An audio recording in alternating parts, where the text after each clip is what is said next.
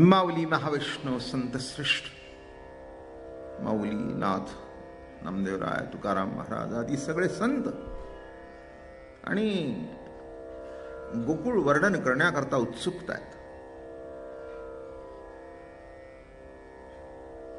एखादा मोठा माणूस असल्यानंतर त्याचे गुणगान गाण्याकरता सगळी मंडळींची चढाओढ असते.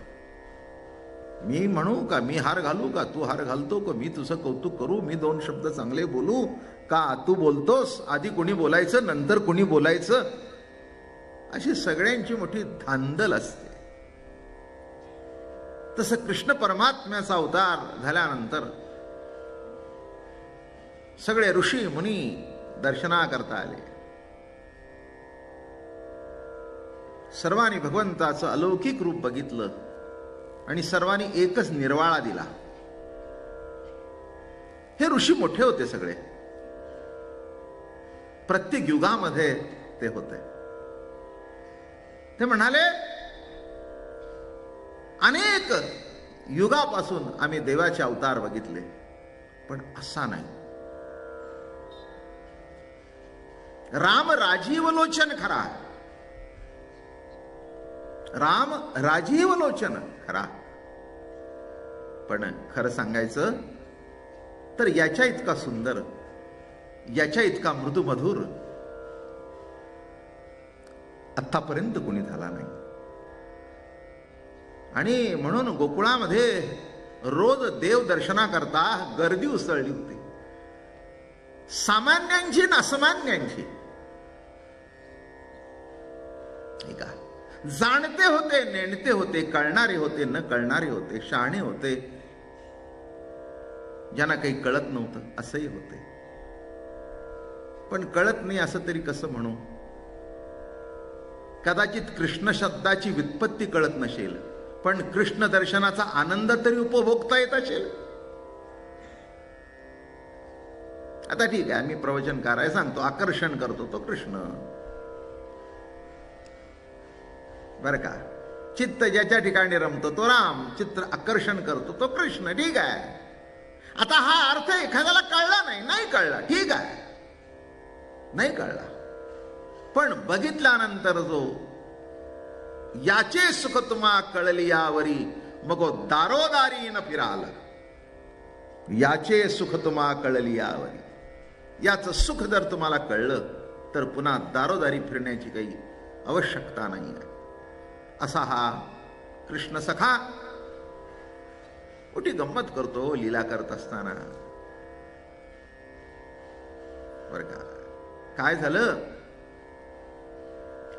मजा अशी घडली कुळामध्ये की हे रोज जेवण करायचे,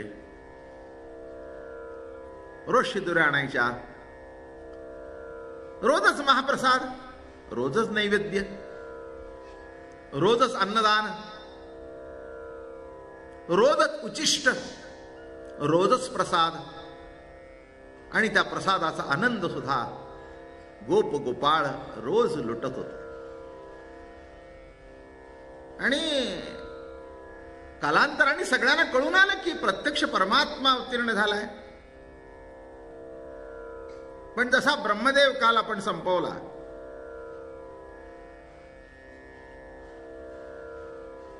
तो जात होता त्याच्यानंतर सुद्धा, पण भाग घेत नव्हता. माझं म्हणणं कळलं का? हो, जाणं निराळं, भाग घेणं निराळं. बाबा महाराज आवडणं निराळं, बाबा महाराजांच्या कार्यामध्ये सहभागी होणं निराळं. काय म्हटलं मी? उदाहरण द्यायचं म्हणून दिलं. आवडणं हा भाग निराळा आहे आणि कार्यामध्ये सहभागी होणं हा भाग निराळा. तसं ब्रह्मदेवाला देव पटला, पण असं समजू नका की तो आपली सगळी पोझिशन सोडून त्या प्रसादा करता येत होता. प्रसाद तर पाहिजे, पण पोझिशन तर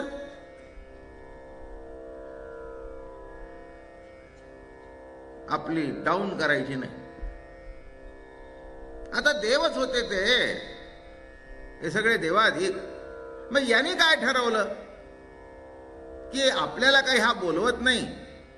गेले तर ही सगळी पोरं आपल्याकडे बघून असं करतात, आपण जायचंच नाही, पण प्रसाद खायचा. आता कसा खायचा?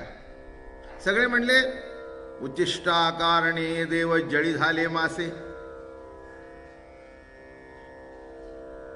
उच्चिष्ट सेवन करण्याकरता हुशार मंडळी. ते म्हणाले आपल्याला काही अवघड नाही, आपल्या पोझिशनचाही आब राखला जाईल आणि आपल्याला प्रसादही मिळेल. आता अजून यांच्या एक लक्षात आलं नव्हतं, हा यांचा बाप आहे. कळायला पाहिजे की नाही की आपण जर मासे होऊन नदीत आलो तर ह्यांना वाटलं याला कळणारच नाही. आता कळणार नाही कसं? वृक्षाचीही पान हाली याची सत्ता राहिली अहंता कोठे मग.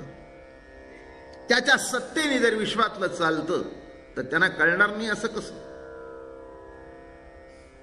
सुंदर आज लीला सांगतोय. असं काहीतरी माझ्या डोक्यात 24 तास चालू असतं कृष्णचरित्र. बाकीचे उद्योग करतो नाही असं काही नाही. टीव्ही बघतो, इकडे बोलतो, हा आला भेटायला, माणसं आला, तो आला, गप्पा मारतो, पण 24 तास डोक्यात हे चालतं. हे काहीतरी दुसरं ठरवलं होतं, पण निघता असा उठलो बरं का, 5:45 मी झोपलो बिपलो नाही, डोकं चालूच असं उठलं. उठता एक सुचलं, आणि सुचलं ते फार चांगलं सुचलं. म्हणून आज म्हटलं तीच लीला सांगा. मोठी गोड लीला. अंतरी सुरवर विचार करीती, काला श्रीपती करती स्वये. उच्चिष्ट प्रसाद सेवू धणीवरी, मत्स्य रूप निर्धारी घेती सर्व. माशाचं रूप धारण केलं. एका जनार्दनी जाणतसे कोण, म्हणून विंधान आरंभिले. आता यांनी जाणले की हे असं आहे ना, पाहिजे तर यान मागा ना, घ्या की, तुम्हाला पाहिजे ना या घ्या. बायकोला सांगायचं मला तिथे जायला काय आवडत नाही, पण येताना तू घेऊन ये. ही कशाला भानगड पाहिजे? यायला आवडत नाही तर प्रसादी खाऊ नये. नाही म्हणला एवढं चांगलं चाललंय, निदान कशाला, तो तरी कशाला. मग भेटल्यावर आम्हाला काही सांगायचं आमच्या बायकोनी प्रसाद आणला होता, बरं झालं.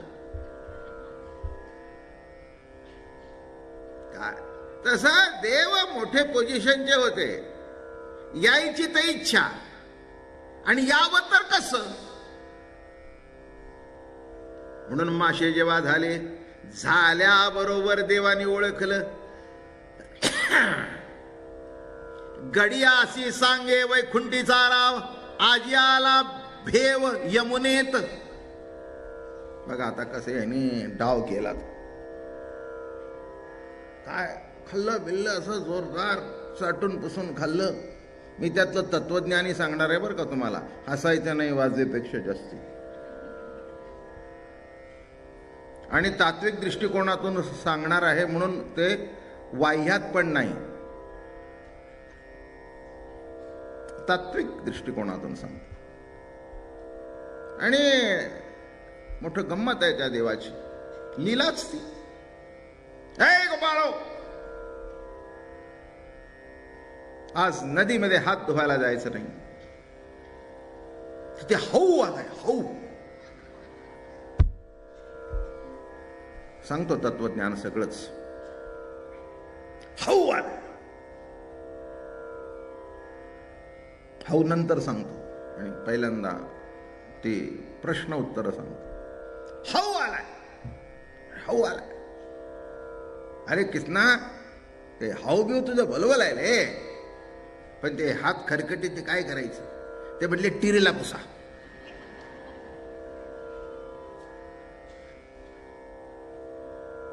म्हणून प्रत्येकाला सवय आहे. ही वरून आलेली ऑर्डर आहे. बघा तुम्ही, प्रत्येक मनुष्य कसा करतो. बाई असू दे पुरुष असो, इथे पुसायच. मग ही देवाची ऑर्डर होती. देव म्हणाली इथे पुसा. तुम्ही म्हणाल इथे पुसा का सांगितलं, असं का सांगितलं नाही? जी संध्या करणारी मंडळी आहेत त्यांना माहिती आहे. संध्येमध्ये शरीरात सर्व ठिकाणी देव सांगितलेत, पण तिरीत देव सांगितले नाहीत. मोठी मजा आहे या कथे. इथे सांगितले नाहीत. याचा अर्थ कळला का? कुठे जरी पुसले तरी दैवत आहेत. ती दैवत तिथून प्रसाद घेतील. आणि इथे जर पुसलं तर कोणीच नाही, म्हणून तिथे पुसा. तत्व कळलं का? चंद्र, सूर्य, प्रजापती, गणपती हे सगळ्या ठिकाणी आहेत, पण इथे, म्हणून देवानी सांगितलं इथे पुसा. कधी इथे घरी गेल्यावर हात गेला तर माझी आठवण करा.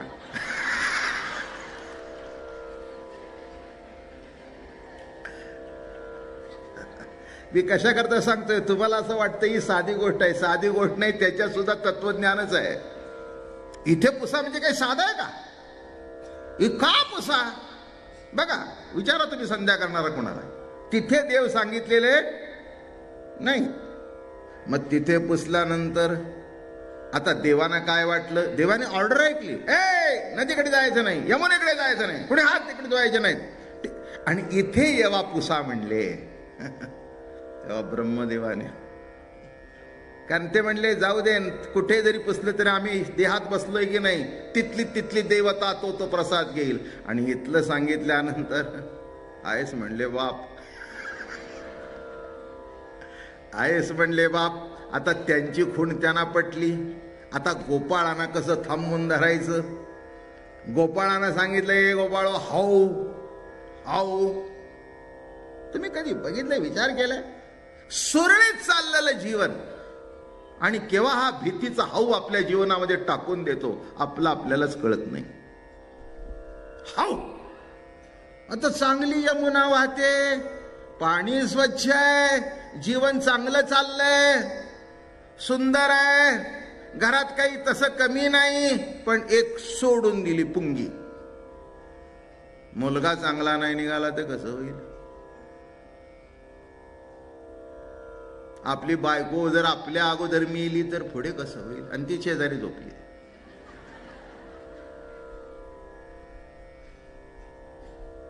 नाही. भ्रतार सेजे निजवोनी नारी, पतिवैधव्य शंख करी. नात लिहितात, पती जरी तिशी पुसे तरी म्हणे मी रांडवले. किती अवघड आहे बघा. झोपले होते आणि एक ओरडले की आता माझ्याकडे व्हायचं, तुम्ही गेला. आणि शंख करत उठली. नवरा हलवतोय, अगं काय झालं? अहो काय झालं म्हणून काय विचारतात तुम्ही? मिळाला. पती जरी तिसी पुसे, अहो म्हणली माझ्या कपाळाचं कुंकू पुसलं तुम्ही, हलवलं. मग डोळे म्हणले तुम्ही जिवंत आहे वय. माझं म्हणणं कळलं का? नसतं काहीतरी कल्पना टाकली, नसतं काहीतरी स्वप्न टाकलं, जिवंत असताना सुद्धा मेलं वाटवलं. हेच ईश्वराची लीला अगाध आहे. चांगलं चाललं असताना कुठेतरी विकल्पाचा हाऊ येतो. अलीकडे काय मोठी माहिती झाली, अहो साधा जरी फोड आला ना आणि गाठ आली, कॅन्सर तर नसून. अवघड आहे सध्या. मी तुम्हाला काय सांगतोय, कुठे विकल्प टाकला जातो, कुठे काय घडतं काही सांगता येत नाही. मुलगा यायचा 7 वाजता, तो 9 वाजेपर्यंत आला नाही, उडवला तर नाही ना. हाऊ. माझं बोलणं समजतंय का? हाऊ. बघा, या कृष्णाचं दर्शन तुम्हाला, मला माहित नाही किती झालंय ते, पण हाऊचं प्रत्येक वेळेला आहे. सकाळी उठलं की हाऊ, झोपताना हाऊ, निसताना हाऊ, जेवताना हाऊ. बरं का? आवडीचं काहीतरी वस्तू असते ना, आपण हात मारला जातो, बायको लगेच हाऊ दाखवते. आवडलं म्हणून किती खाता? बिघडलं म्हणजे पुन्हा आडवं व्हायचं आहे का? हाऊ. काय गंमत आहे बघा. आपल्याला खावंसं वाटतं, माणूस आहे आपण ना. एखादी गोष्ट चांगली झाली की असं वाटतं, म्हणजे आपण पूर्वीच्या जमान्यात जातो. आपण आता 70-45 अहो काय करताय काय? हा, एक जिलेबी खाली पुष्कळ झालं, दुसरे खायचे नाही. हाऊ तुम्ही गंमत बघा. आता आपण फिरायला घरातून बाहेर पडलं की मुलं सुना सांगतात, जाऊ नका बाहेर, नाही तर आमच्या डोक्याला ताप. कुठे पडलात, कुठे काय झालं, कुठे हाड मोडलं, पुन्हा आम्हाला तुमच्या मागे फिरायला वेळ नाही म्हणून जाऊ नका. माझं म्हणणं कळलं का? फिरायला जायचं तर हाऊ, जेवायचं म्हटलं तर हाऊ, आमकं म्हटलं तर हाऊ. गंमत बघा. हा जो हाऊ आहे ना, मी तो सहज माझ्या डोक्यात विचार चालू झाला. म्हटलं काय गंमत आहे, त्या देवानेच निर्माण केलेला हाऊ आहे हा. तो सांगतोय जाऊ नका, हाऊ. काय गंमत आहे बघा कशी.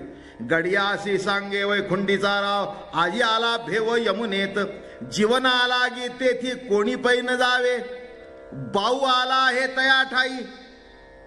कोणीही पाणी प्यायला तिथे जायचं नाही, हाऊ आलाय. एक लक्षात घ्या, हे हाऊ एक प्रकरण मोठा अवघड आहे. माणसं जीवनामध्ये पुढे काय घडेल ते मला माहिती नाही, पण वाईट कल्पनेचा परिपोष करतात आणि त्याच्यातच मरतात. म्हणून एक इंग्रजीमध्ये आपण नेहमी सांगतो, always have a positive thinking. म्हणजे उत्तम विचार करावेत. वाकडे विचार हे सांगायला बरं असतं, पण वाकडं आल्याशिवाय राहत नाही, हे तितकं सत्य आहे. काय पॉझिटिव्ह विचार करा, हे पण ठीक आहे, एक विशिष्ट दिशा, चांगला विचार करावा, चांगला विचार करावा. चांगलं हो, सगळं चांगलं होणार, आमचं सगळं चांगलं होणार, काय लग्न चांगलं होणार, तिचा नवरा चांगला वागणार, तिला 2 मुलं होणार. वाईट वागला तर झालं हाऊ. मी काय सांगतोय आज, मला असं वाटलं हा जो जीवनात तुमच्या हाऊ आहे तो सांगावा. त्याच्याबरोबर एक दुसरी गोष्ट, प्रॅक्टिकल गोष्ट सांगणार आहे बरं का. तयाचे बोलणे लागे सर्वा गोड, म्हणून धरती चाड सवंगडी, एका जनार्दनी ऐकोनी वचन, पुढती वचन पेंद्या बोले. आता काय कृष्ण जो सांगेल ते गोडच लागायचं. हाऊ आला म्हटलं हाऊ आला, अमका आला म्हटलं अमका आला, टिरीला पुसा म्हटलं टिरीला पुसा, म्हणजे त्याला सगळंच गोड. देवाच्या मुखातून जे जे वाक्य बाहेर पडेल ते ब्रह्मवाक्यच ना, नाही का? हो, जे सांगेल ते ब्रह्मवाक्य. गोपाळ म्हणती कानया कृष्णा ते, आजी यमुनेचे जळ वर्ज का केले, हरी म्हणे तया ते, तेथे बाऊ आला म्हणून तया स्थळा न जावे. पेंद्या होता. तशी एक तुम्ही जर बारकाईने विचार केला, आपण सगळेच पेंद्या. ज्यांच्या हातात परिपूर्णतेची सत्ता नाही जीवनाची, तो पेंद्या, नाही का?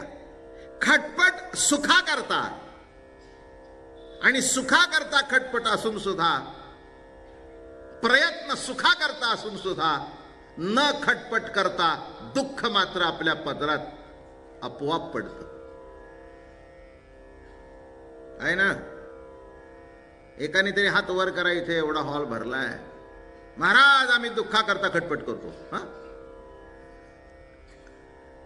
काय म्हणजे कळलं का नाही तुम्हाला? सुखा करता खटपट आणि वाटणीला हाऊ.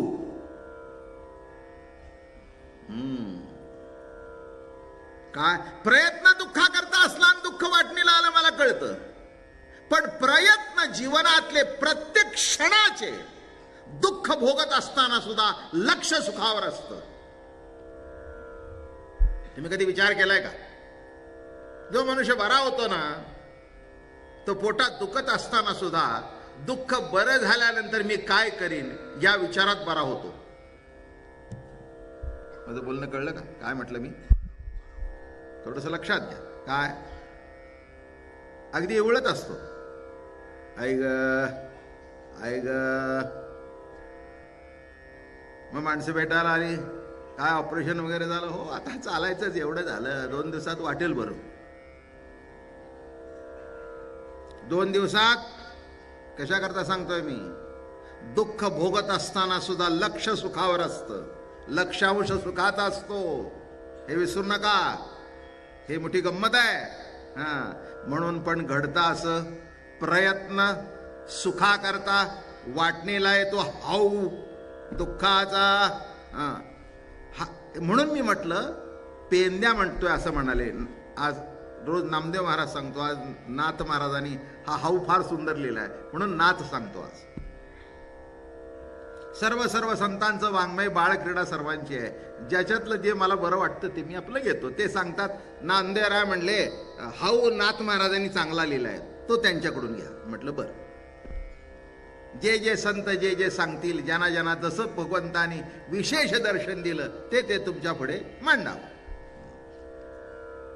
हरी म्हणे ऐकोन या पेंदा नाचतो दुपांडी, गडियाची मांदी सवे घेत म्हणून तये स्थळी नव जावे, बाऊ पावया गडे व्हाव घेत चला या कृष्ण बोला राहू नका. आता पेंद्या पेंद्या होता, जरी तो जरा पेंद्या होता तरी पण ते म्हणजे काठी टेकत टेकत का होईना पण मुक्कामाला जायचं. पेंद्या होता खरा पण तसा काही साधा सुद्धा. हो, ते म्हणाले याचं कशाला ऐकता,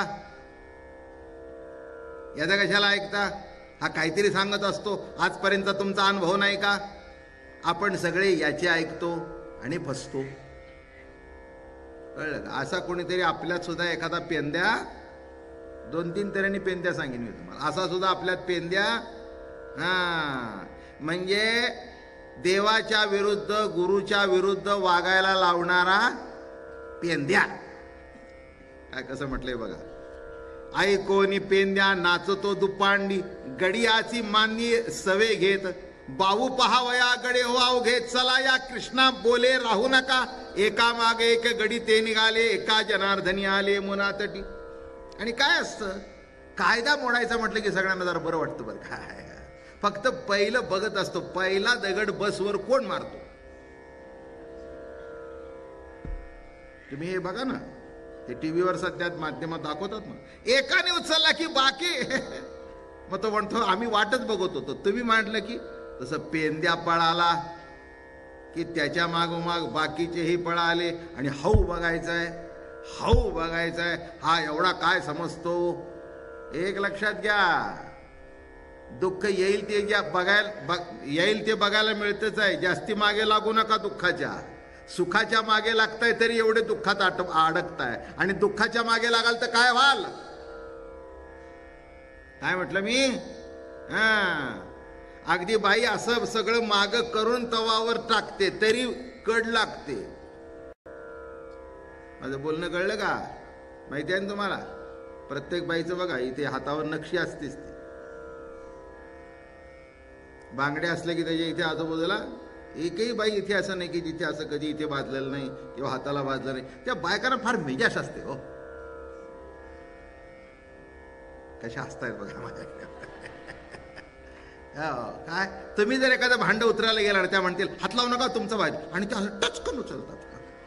आणि देवी एखाद्या असं वाचतो, कसं वाचलं नाही जास्ती गरम होतं. मी काय सांगतो, म्हणजे एक तुम्हाला कळलं का, कायद्या मोडण्यात सगळ्यांना मोठी मजा असते. आणि एकाने मोडलं की त्याच्या मागे तसं पेंद्या निघाला बरोबर त्याच्या मागोमाग सगळे निघाले. नवलक्ष गोपाळ यमुने तटी उभे रावणी दृष्टी पाहतात. एक नाही 9 लक्ष गोपाळ होते. काही साधी सुधी गोष्ट आहे का बाबांनो. विचार करून बघा. हे गणितच मोठा अवघड आहे हो. हा हाऊ जो आहे ना, एक सांगू का, यमुनेचा प्रवाह सुंदर वाहत होता, तसं सुखाचं जीवन चाललं असताना केव्हा त्याच्या ठिकाणी हाऊ डोकं वर काढेल हे आपल्यालाच कळत नाही. बरोबर आहे ना. चांगलं सुखाने झोप लागते, डोळे उघडले तर काहीतरी वाढवून ठेवलेलं असतं. किती गंमत आहे हो जीवनाची.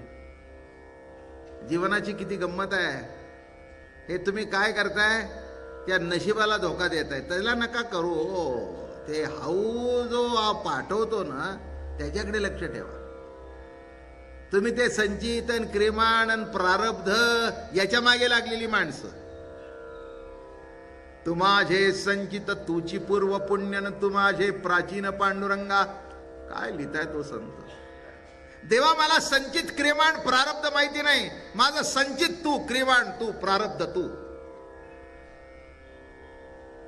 बर का, मागे साठवून ठेवून आलं ते संचित, हे चाललंय ते क्रियामान, आणि या दोघांचं मिक्सचर जे पुढच्या जन्मात आहे ते प्रारब्ध.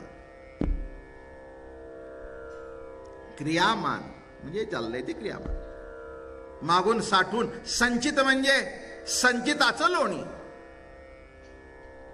काय नाही का, साय काढली आणि टाकली आणि लोणी निघालं असं आहे का? नाही. अशी रोज रोज रोज हळूहळू दूध तापून, म्हणजे एकदम आच देऊन नाही, 2 कोळशे टाकून हळूहळू दूध तापून मग त्याच्यावर अशी साई धरते. सध्या तुमच्या किती दुधावर धरते माहिती नाही, कारण ते मशीनने अगोदरच क्रीम काढून घेतलेलं असतं. हा, मग अशी साई धरते, मग ती साई काढायची बाजूला टाकायची, साई काढायची बाजूला टाकायची, आणि अशी एवढी गाडगाभर साई साठली की त्याचं मग लोणी होतं बर का. तसंच साचलेलं ते संचित, जे सध्या चालू आहे ते क्रियमाण, आणि हे दोन्ही संचित क्रियमाण भोगून जे पुढे शिल्लक राहतं त्याचं नाव प्रारब्ध. कळलं का नाही? तसं तू माझे संचित तुची पूर्व पुण्य, तू माझे प्राचीन पांडुरंगा. म्हणून या ठिकाणी महाराज म्हणतात, उभे राहून दृष्टी पाहता ती, खळाळाचा शब्द काणी तो ऐकला, पेंदा पुढे झाला सरसावून. पेंदा म्हणे पेंद्या म्हणे गडिया, आपण पाहून यमुना हुंबरी घेती जाणा पहा पहा. तसे ते हाऊबिव काही नव्हता, ती यमुनाची खळखळ खळखळ खळखळ खळखळ आवाज येत होता ना, तो आवाज चालू होता. यांनी घुसवून दिला हाऊ, नाही का. आता या मुंबईला किती अफवा आल्या परवा, त्या अफवाच्या पायी 100 माणसं मेली. कळलं का? अफवेने 100 माणसं मेली. काही घडलं नाही पण अफवा. तसे इथे ह्या देवानी एक अफवा सोडून दिली, यमुनेत हाऊ आला, झाल्याबरोबर तो आवाज, आणि मग हा वाजवतोय. बरं, आता त्यांनी अजून ऑर्डर दिली, जरा मोठा येऊ दे, आणि तो घुम घुम घुम घुम घुम घुम. आता मी जिथे राहतो 7व्या मजल्यावर, तिथे आता वारा इतका सुंदर येतो जोशमध्ये, आणि तुम्हाला सांगू, शिट्टी रानवारा, फुई फुई फुई फुई फुई फुई. पहिल्यांदा मला कळेनाच, मला वाटलं गच्चीवर कोणतरी शिट्टी वाजवते. इतका आवाज इतका आवाज इतका आवाज, कुणीतरी शिट्टी मोठ्याने वाजवते असा आवाज. आता मला सांगा, मी म्हटलं काय हवा, काय आवाज, काय रानशिळ निघते. बरं का, तसं इथे काय घडलं, जेव्हा तो आवाज निघू लागला, हाऊ हाऊ हाऊ. आता गंमत बघा, आता त्या देवाला आवडलं नाही, आपली ऑर्डर मोडली ती. त्यांनी सांगितलं जाऊ नका ना, हे गेले. खळाळाचा शब्द काणी तो ऐकला, पेंदा पुढे झाला सरसावनी. पेंदा म्हणे गडिया आपण पाहून यमुना हुंबरी घेती जाण. आणि ह्यानी सुरू झालं काय सुरू केले यांनी. आता बघितलं का काय, सगळे जर म्हणाले अरे हाऊ काय करतो, आपण 9 लाख आहोत, आपल्या आवाजापुढे यांचा आवाज काय करतो. जेव्हा सुरू झालं हू हू हू हू, अवघड आहे हो. अहो किती वेळ, तुम्ही जरा घरी जाऊन हू हू करून बघा, किती वेळ करता ते बघा. माणसं म्हणतात बाबा मला तुम्ही बोलता, तास 1.25 तास झालं की संपतं ना, बोलणं तरी किती वेळ आहे. हा, आणि एक ते विशिष्ट लेवलमध्ये चाललंय रोज, म्हणून बरं आहे. स्वर आहे विशिष्ट पद, उगीच आपला ओरडत राहिलं तर किती वेळ ओरडीन. माझे खर्जात सुरू होते गाणं सुद्धा, आणि 1-2 वेळा षड्ज लावतो. काय म्हणजे षड्ज लावलं तर काय होईल.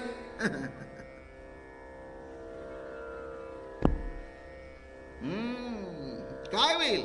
हळूहळू हाऊ हाऊ. आजी का हो कृष्ण वर्गिली यमुना, एका जनार्दनी पाहून या देव करीती पावन वलाव. आजी का हो कृष्णे वर्गिली यमुना, बाहू तो जाणोनी कोठोनी आला, कैसा आहे बाहू पाही न तया ते, म्हणून त्वरित उठिला असे. वारिता वारिता पेंद्या पै गेला, पाहतसे उगाला यमुनेत. बाहू तो न दिसे कोठे खल्लाळ वाजता, पेंदा तया म्हणत क्रोधयुक्त. म्हणतेसे पेंदा यमुनेसी जाण, स्त्री तू होनी हुंबरी गेसी. बर का, लावलं नादाला. आज का कृष्ण येत नाही, न याला कारण काय, यमुनेत का येत नाही, हात का धुत नाही. बर का, पेंद्याने बघितलं आणि जेव्हा तो आवाज सुरू झाला, हाऊ तर काही दिसला नाही. पेंद्या म्हणतो, यमुने तुला काही कळतं का नाही, बायकाची जात किती मोठ्याने बोलावं. तुम्हाला माहिती आहे की नाही, आपल्या घरात सुद्धा मुली बाळी मोठ्याने बोलल्या तर आताचा काळ सोडून द्या. आता काही तसं काही कोणी कोणाचं. बायकांनी पूर्वी कसं बोलायचं, अगदी पदर घेऊन, चहा आणू का,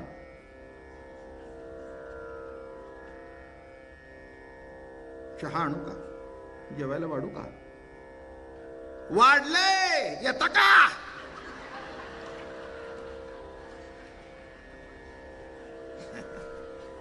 म्हणजे मी काय सांगतोय, मी माझ्या गाठचं काही सांगितलं का. तो पेंद्या म्हणतोय बाईची जातून एवढा आवाज करते. म्हणूनच ते 33% रखडून ठेवले.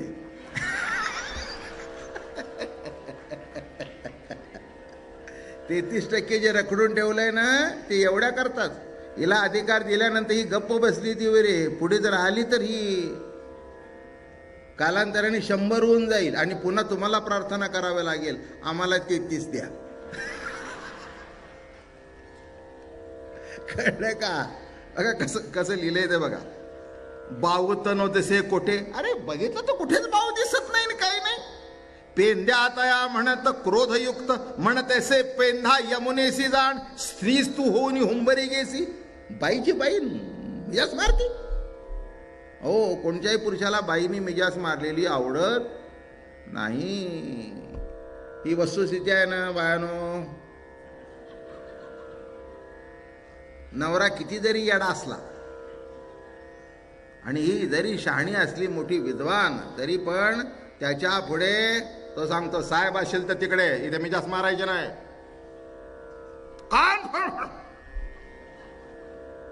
मी कशा करता सांगतोय.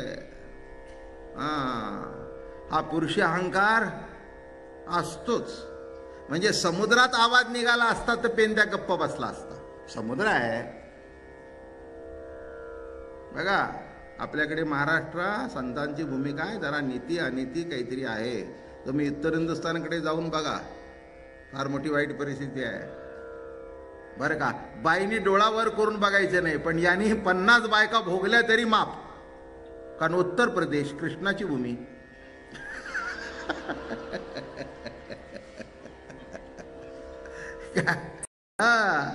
औरत आहे काय. ते टीव्हीला कधी दिसतात की पिक्चर ठकुर आहे काय. आणि ठाकूरच्या कुळामधले म्हणजे तिकडचे 96 93 मोठे तिकडचे. मग इकडे तिकडे त्या बाईनी बघितले की संपलं, डोळे फोडून टाकीन. याला मात्र कुणाकडे बघायला, पुरुषाची जात आहे, जरा असं तसं चालतंच नाही का. अगं मग ती बाई म्हणाली, अहो तुमच्या मुलाला बोला. अगं काय बोला, पुरुषांनी असं तसं चालतंच. काय एकटीच तुझ्याकडे किती दिवस बघणार. अशा तिकडच्या बायका सुद्धा पूर्तता करतात. म्हणून आपलं वारकरी संप्रदायाने बरं केलंय. परस्त्री रुक्मिणी माते एवढ्या करता गेले. हे फार वर्म आहे. वारकरी संप्रदाय तुम्हाला काय काय देऊन जातोय हे कालांतराने कळेल. हे एड्स वगैरे रोग नको त्याच्यातून झालेले आहेत. वारकरी संप्रदायाचं तत्व पाळलं तर त्याच्यातून सगळ्यातून मुक्त व्हाल, हेच वैशिष्ट्य आहे. म्हणून विचार करून बघा. फार महत्वाचा भाग इथे सांगितला आहे. म्हणतसे पेंदा यमुनेसी जाण, स्त्रीस तू होऊन हुंबरी गेसी. स्त्रीची स्त्री हो करतेस, हो करतेस. मी कृष्णदास घेसी तुंबरी, तुझं निर्धारी बळ पाहू. आता बघा येण्याचा बाजार कसा. बाईची बाई आणि मियास मारतीस? मी सुद्धा काही कमी नाही, कृष्णाचा दास आहे. तुझ्याबरोबर आम्ही पण हुंबरी घेतो. आणि ती कॉम्पिटिशन मधून सुरू झाली. तुझा आवाज मोठा का आमचा आवाज मोठा, तुझा आवाज मोठा का आमचा आवाज मोठा. काय तात्विक दृष्टिकोनातून पुरुष सुद्धा प्रकृतीचा आहे आणि बाई सुद्धा प्रकृतीचा आहे. सगळं विश्व हे स्त्री आहे आणि परमपुरुषोत्तम फक्त कृष्ण परमात्मा आहे. तेव्हा मियास मारायची काही गरज नाही कोणी. कशा करता सांगितलं? कृष्ण परमात्मा हा एकमेव पुरुष आहे. बरं का? जगामध्ये सगळ्यात तुमच्या आमच्या सकट प्रकृती म्हणजे स्त्रीच आहे, पण माणसांना अर्थच कळत नाहीत. देह अवयव लिंग दर्शन तेने स्त्री पुरुष नामाभिधान परी आत्मी आत्मा नाही दान दोघे समान चिद्रूप. ओळीचा अर्थ सांगू? नीट सांगतो. देह अवयव लिंग दर्शन, देहाच्या अवयवाकडून आपण म्हणतो ही स्त्री आहे, हा पुरुष आहे. लिंगभेद, शरीरभेद. पण पुढे कसं म्हटलंय बघा. देह अवयव लिंग दर्शन स्त्री पुरुष नामाभिधान. ही स्त्री हा पुरुष असं म्हणता, पण असं म्हणता का आत्मी आणि आत्मा? बाईतली आत्मी, पुरुषातला आत्मा असं म्हणता? नाही, बाईतलाही आत्मा आणि पुरुषातलाही. हे वैशिष्ट्य लक्षात घ्या. आत्मी आत्मा नाही जाण दोघे समान चिद्रूप. स्त्री असू दे नाही तर पुरुष असू दे, काय आहे पॉझिटिव्ह निगेटिव्ह याच्यातून इलेक्ट्रिसिटी निर्माण होते. तसं पुरुष आणि स्त्री याच्यातून पुढची पिढी जन्माला होते. ती जन्मा करताय, पण त्याच्याकरता कोणी कमी आणि जास्ती संतांनी तर मानलं नाही. हे मानणारे काय मानायचे ते मानू दे, त्याच्याबद्दल काही विशेष आहे असं काही. वेदांनी स्त्रियाला सुद्धा शूद्रात काढलं. स्त्री शूद्रांत्य जजन आधी करोनी वेशाही, आणि अजूनपर्यंत ते चालू आहे. स्त्रीला कमी लेखणं हे अजूनपर्यंत काही संपलेलं आहे असं समजू नका. बायका त्यांना काय अक्कल आहे? त्यांना काय अक्कल आहे? आता या जगभर बायकांनी कोणचं पद भूषवलं नाही तेवढं सांगा. आमच्या वारकरी संप्रदायात सुद्धा ठुसफुस असतेच. आता आमचीच मुलगी कीर्तन करायला लागली, तिला अनेकांनी विरोध केला, करतात अजून सुद्धा. फक्त आता तो काय परंपरा मोठी असल्या कारणाने ते कुठे काय होतं तेही कळत नाही. बरं का? बायकाने कुठे कीर्तन करावं का?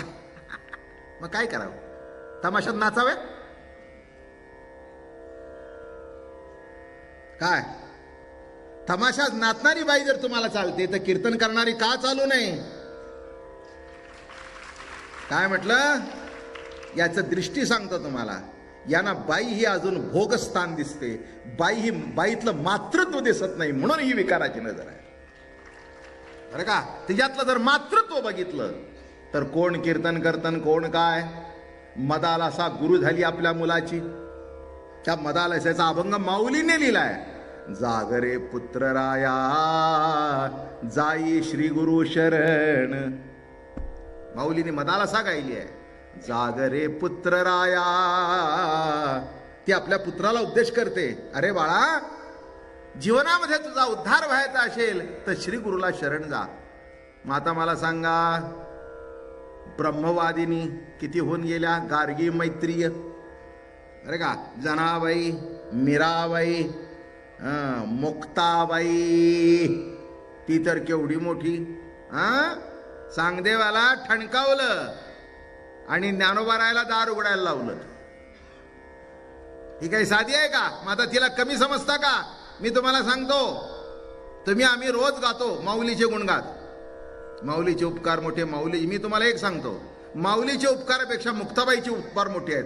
कारण तिने जर दार उघडलं नसतं तर पुढची ज्ञानेश्वरी झाली नसती. काय हे अजून लक्षातच येत नाही. म्हणून आता काही नाही, ते आता हळूहळू मावळत चाललं. अनेकांनी आमच्या संप्रदायातल्या महाराजांनी सांगितलं, यादी बघू, अरे भगवती त्यांचं कीर्तन आहे, बाईंचं कीर्तन आहे, आम्ही नाही तिथे करणार. काय एवढ्या वर्ष टाळ वाजून अजून बाई यांच्या डोक्यातली गेली नाही, हे मी बोलल्याशिवाय राहत नाही. नाही का कीर्तनात सांगायचं जे जे देखे भूत. बोलणारा तू भूत आहेस का कोण आहेस? कशाला विकार पाहिजे मनामध्ये? ओवीच बघा नाथानी लिहिली आहे. स्त्री अवयव लिंग दर्शन. बर का, परी आत्मीयात्मा नाही जाण, दोघे समान चिद्रूप. स्त्रीतलाही आत्मा आणि पुरुषातलाही आत्मा. इथे पेंद्याला जरा राग आला. बाई असून एवढा मोठ्या आवाजाने बोलते. पेंद्याने सुरुवात केलं आता काय ते, एका मेंढराने उडी टाकली की त्याच्या मागोमाग सगळेच उडी टाकली. सगळ्यांनी सुरू केलं मी काय निर्बळ घेसी तुंबरी, आताची निर्धारी पाहे माझे, म्हणून पेंद्या तेथेची बैसला हुंबरी, तू त्याला घाली तसे पेंद्या काय नाही काय झाले, त्याला कृष्णे पाठविले तुझा एक, तोही मिनला त्यासीच तात्काळ, गडिते सकड आले तेथे. आणि सगळेजण एक नाही का दुसरा आला, तिसरा आला, चौथा, सगळे तिथे बसू लागले. अडकले त्या. बरं वाटलं की माणसाला. हो तू का हू करतोय म्हणले, तिच्याशी कॉम्पिटिशन. मी पण आलो. उरले से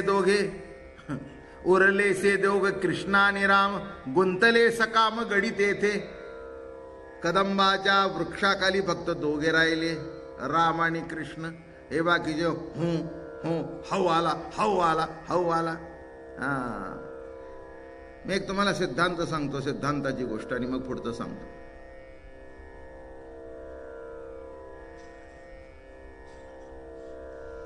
त्या हाऊची भेटी तुम्हालाही वाटणार नाही. इथे तर हाऊ नाहीच आहे, नुसता हाऊचा भास आहे. माझी गोष्ट आहे का म्हणजे कळेल. काय झालं, लहान मुलं होती निन्याळ्या कॅटेगरीची. एक 5-6 वर्षाचं, एक 4 वर्षाचं, एक 2 वर्षाचं, अशी 3 मुलं होती. आणि 3 मुलं असताना संध्याकाळची वेळ, बरं का, अंधार पडलेला, घरात पूर्वीचे दिवे, अगदी हॅलोजिन नाही, ट्यूब नाही, लामणदिवा किंवा पंती देवळीमध्ये ठेवायची. देवळी कळली की नाही, निच भिंतीला असं, त्याला म्हणतात देवळी.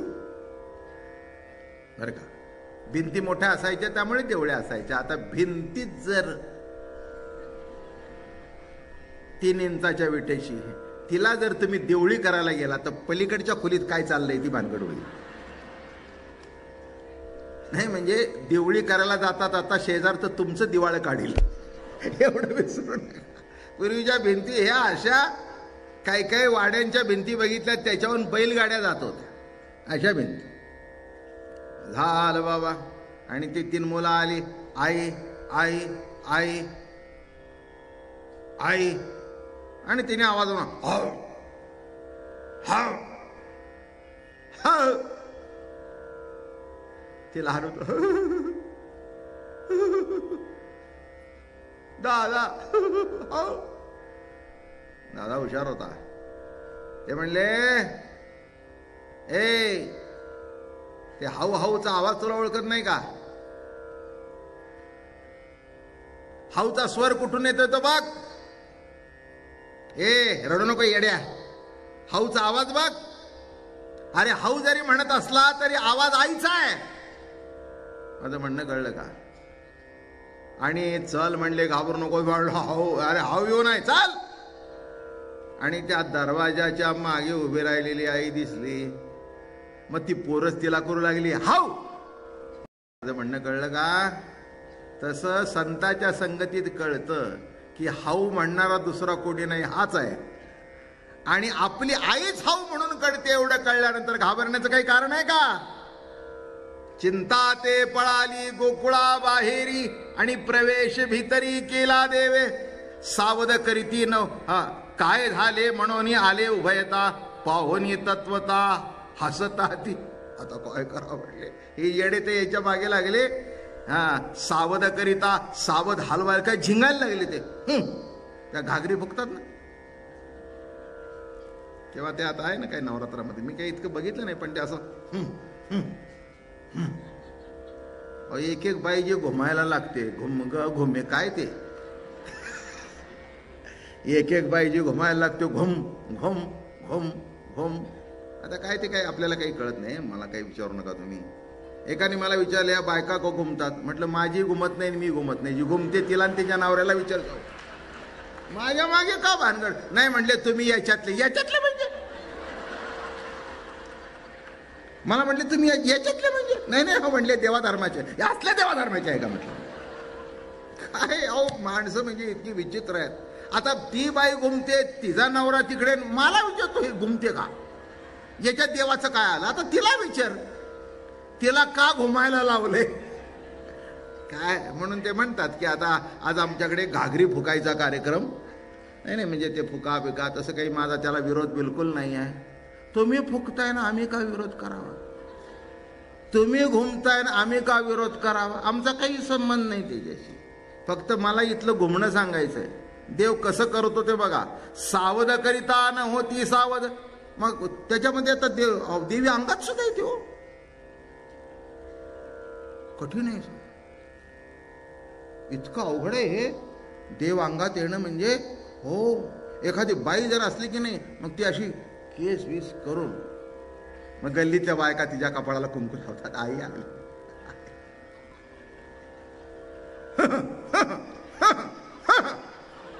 आणू का अंगात, कोटचं म्हणाल तो आणतो.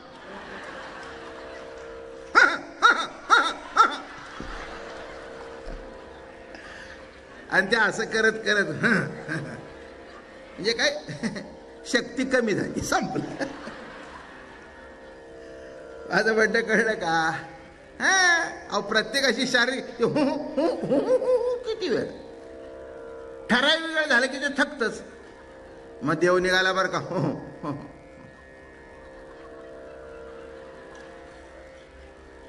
मग नवरा म्हणतो तिला त्रास देऊ नका, तिच्या अंगात देव आला तर पडून राहू द्या, दाब पाय तू, आम्हाला काय करायचं. माफ करा, मला एकच प्रश्नाचं उत्तर मला द्या. अंगात येतो तो देव आणि अंगात सध्या आहे तो कोण. एकाच प्रश्नाचं उत्तर मला न देता तुमचं तुम्हीच घ्या. अंगात येतो विशिष्ट मर्यादेपुरता तो देव किंवा देवी, आणि आता सध्या अंगात आहे ते कोण. कृपाळुवे पांडुरंगे अंग संगे जीव लगे, अंग संगे जीव लगे, कृपाळुवे पांडुरंगे. अरे अंगात आहे तो कोण आहे हे कळत नाही, आणि हे ह्यांच्या लक्षात आलं नाही. गुड घुमटे बैसले तोंडा खरसा आले, ते असे देखिले रामकृष्णे. आणि हु करून फेस यायला लागला. बरं हटे ना, ते कॉम्पिटिशन मध्ये कसं असतं, हटतच नाही तर पोरं म्हणतील ना घाबरला सरला मागे. मेटा खुंटी येऊनी घुंबरी घालती, रख तोंडा प्रति येत झाला, कळवळाला देव झाला से घाबरा, मुरली आधराला वियली. देवाला कळवळा आला. अरे नको त्या आवाजाच्या मागे लागले, बाऊ नाही काही नाही, हा नदीची खळखळ आहे. तसं जीवनामध्ये काहीच नसतं, पण त्या दुःखाचा भास असतो, त्याच्यात आपण अडकतो. जे घडायचं ते घडत असतं बाबा. काय या जगामध्ये कोणी काही चुकू शकत नाही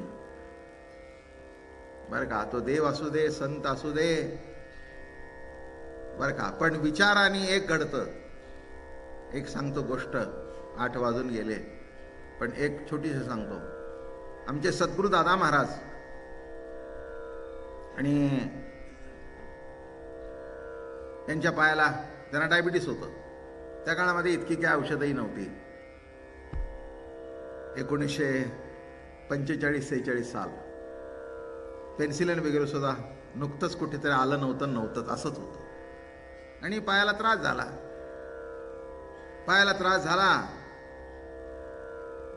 डॉक्टर RV साठे वगैरे त्यांच्याकडे रोज नित्यनेमाने यायचे. मग आळंदीची वारी होती. नीट लक्ष देऊन ऐका, फार महत्वाचं उत्तर दिलं महाराजांनी. आणि आळंदीला एकादशीचं कीर्तन झालं आणि भोरचे युवराज महाराजांच्या दर्शनाला आले. ते महाराजांचे भक्त होते भोरचे युवराज. आणि आले महाराजांच्या पायावर डोकं ठेवलं. पायावर मस्तक ठेवताना तिथे गादीला रक्त लागलेलं दिसलं आणि अंगठ्यावर जे वस्त्र टाकलं होतं ते रक्त लागलेलं दिसलं. आणि युवराज असं समोर बसले, म्हणले, महाराज दुःख फार मोठं दिसतंय. हे असे बसले आणि एक शब्द मुखातून बाहेर पडला, युवराज बरोबर आहे, दुःख आहे पण व्यथा नाही. अर्थ कळला का? दुःख आहे पण व्यथा नाही. कारण याच्यातून सुद्धा, त्या दुःखातून सुद्धा मला प्रभू दर्शन घडतोय, म्हणून व्यथा कळत नाही. मी काय म्हटलं, आपल्याकडे दुःखही आहे आणि असं का घडलं म्हणून व्यथाही आहे. एवढं जरी लक्षात ठेवला, दादा महाराजांनी हाऊला केव्हाच घातला. म्हणजे बाकीच्या माणसांना भीती वाटत होती पण त्यांना तो हाऊ वाटला नाही, कारण त्याच्या मागे कोण आहे. मग काय झालं? कळवळाला देव झाला असे घाबरा, मुरली आधरा लावियली, मुरली स्वर चराचर नाद तो भरला, तेने स्थिर झाला पवन योगी, यमुनाई शांत झाली तेजी क्षणी, म्हणे चक्रपाणी सावध वारे, पेंदियाने तो शब्द ऐकला कानी, एका जनार्दनी स्थिर झाला.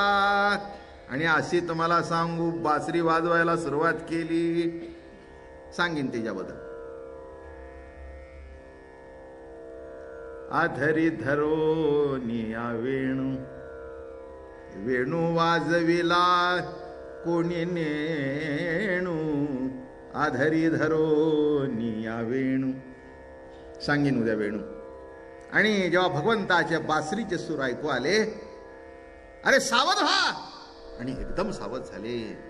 हा जो भेसूर हाऊचा स्वर होता, हुंबरीचा स्वर होता, तो मावळला. एक लक्षात ठेवा, आपल्या जीवनामध्ये असे भेसूर सूर निघत असतात, भयानक सूर निघत असतात, पण ते सूर केव्हा संपतील? जेव्हा प्रभूच्या बासरीचे सूर कानात येतील तेव्हा. बस एक शेवटचं आता 1-2 गोष्टी सांगतो, राधारमण करतो आणि आजचं प्रवचन संपवतो. 8 होऊन गेले. जास्ती करायचं नाही आणि कमी करायचं नाही.